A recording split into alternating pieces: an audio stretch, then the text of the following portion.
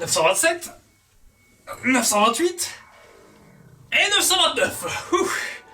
Ah, mais vous êtes là! Quoi? Comment je fais pour avoir un bras aussi musclé? Mais c'est simple, je joue à la Wii.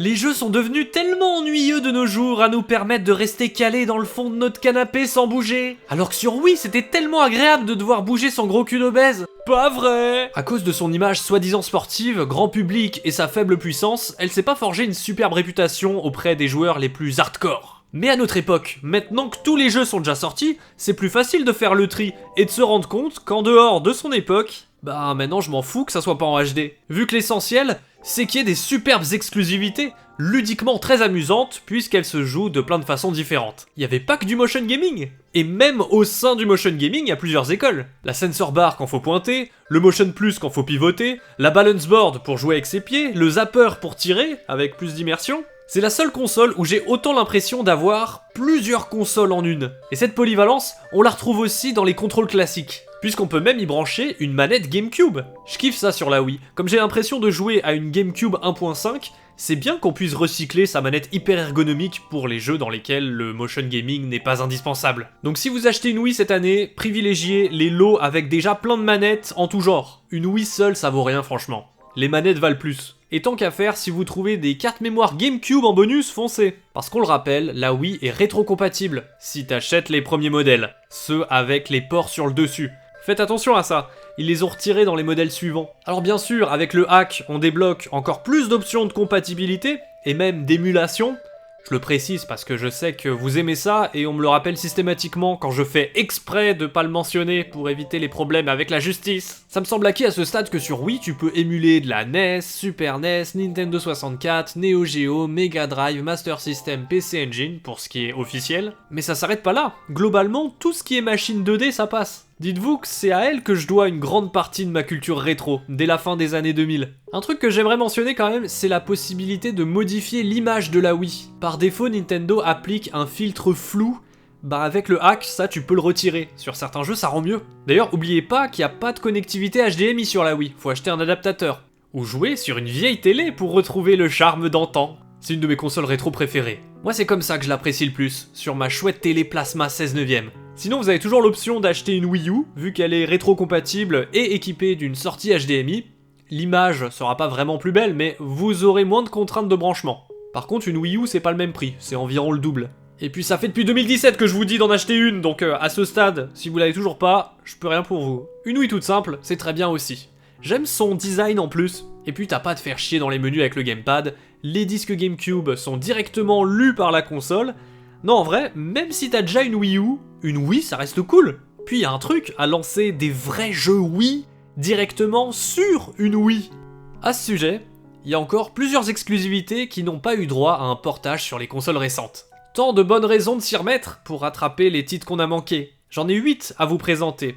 Ou comme diraient les Belges, 8 raisons d'acheter une Wii aujourd'hui.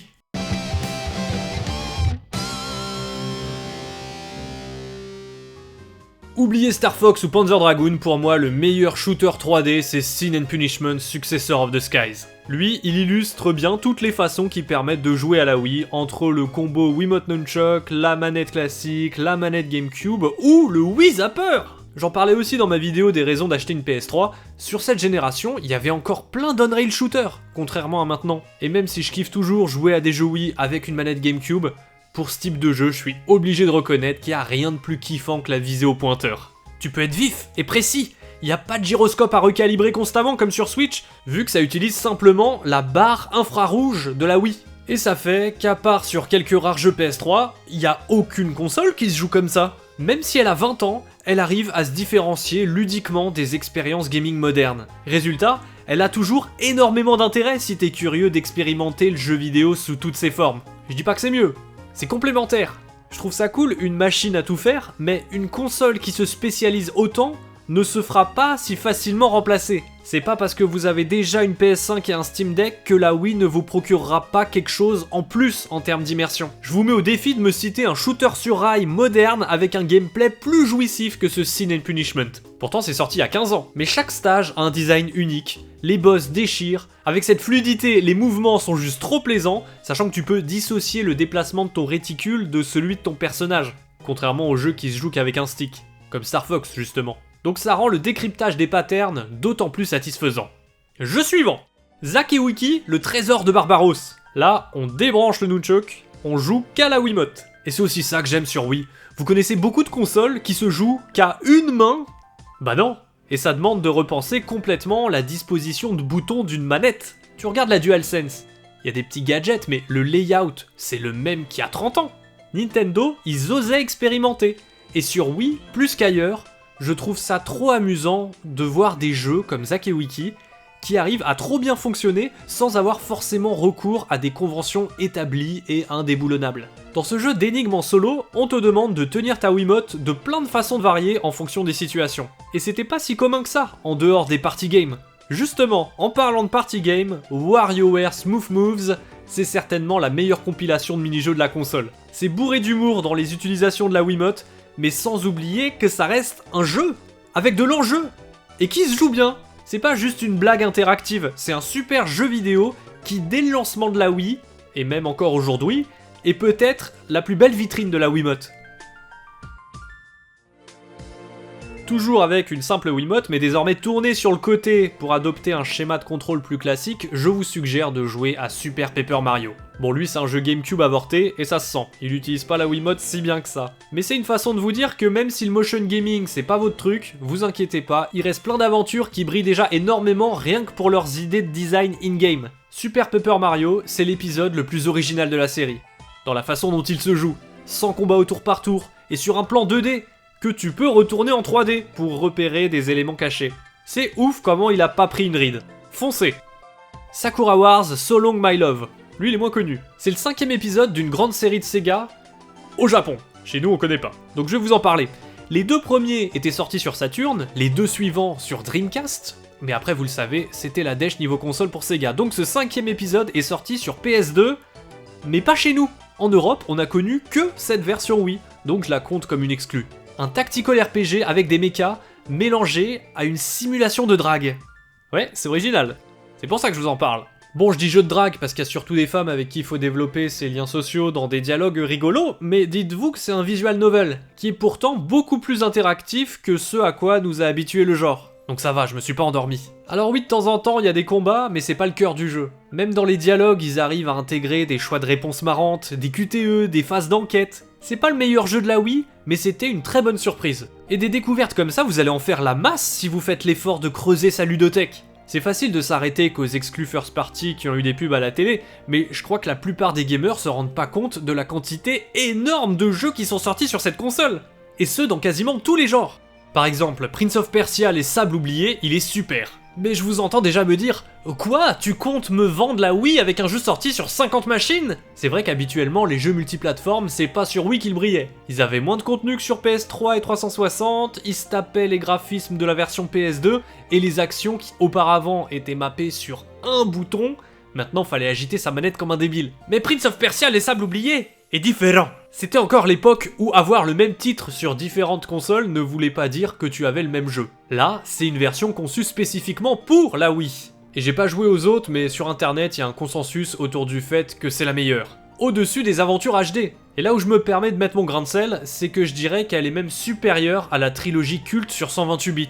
On nous cite souvent l'épisode des Sables du Temps, c'est d'ailleurs lui qui va avoir un remake, un jour, mais je sais pas si vous y avez rejoué aujourd'hui, il est plus si ouf que ça, hein. Y a intérêt qui modifie beaucoup de trucs s'il revient. Pour moi, les Sables Oubliés sur Wii, il est meilleur. Et faudrait pas l'oublier. Il a su intelligemment transposer ses actions sur le combo Wiimote Nunchuk. Le pointeur permet de résoudre beaucoup de problèmes de précision et de perspective des épisodes précédents, et surtout c'est un des Prince of Persia avec les meilleures phases de plateforme et de parcours. Et c'est hyper fluide en plus. Dites-vous qu'avant la sortie de The Lost Crown en 2024, c'était lui le jeu le plus abouti de la série.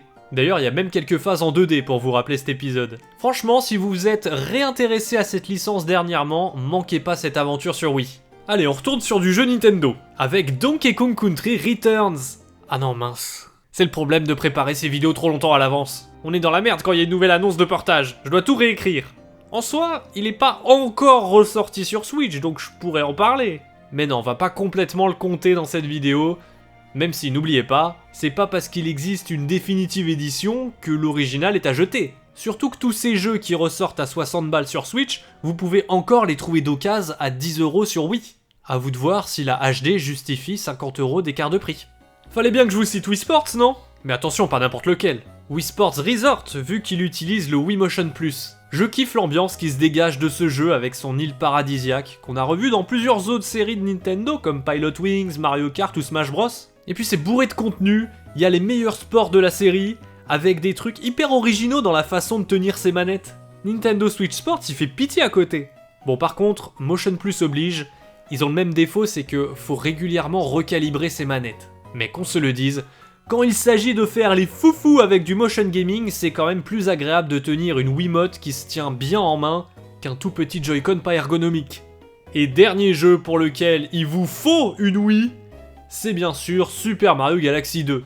Qui d'autre que mon jeu de plateforme 3D préféré? Ce que j'aime, c'est qu'il a une dimension plus arcade, fun instantané que d'autres épisodes de la série qui privilégient l'exploration. Mais c'est surtout que du coup, il a des vraies phases de plateforme créatives, engageantes et avec un minimum de difficulté. Surtout si tu veux récupérer toutes les étoiles. Là, ça devient le Mario ultime en termes de contenu. Le meilleur pour les complétionnistes. Parce que c'est un 100% qui reste fun. Chaque étoile est intéressante, c'est pas juste des collectables comme les lunes d'Odyssée. Et sinon le jeu est toujours magnifique, les musiques pareil, ça reste pour moi un des plus gros chefs-d'œuvre de Nintendo. Vous avez d'autres jeux à recommander vous, parmi les plus emblématiques de la Wii et qui n'ont pas encore connu de remaster? Moi j'ai bien d'autres jeux à vous citer, mais va falloir aller les chercher dans une autre vidéo, comme celle-ci par exemple.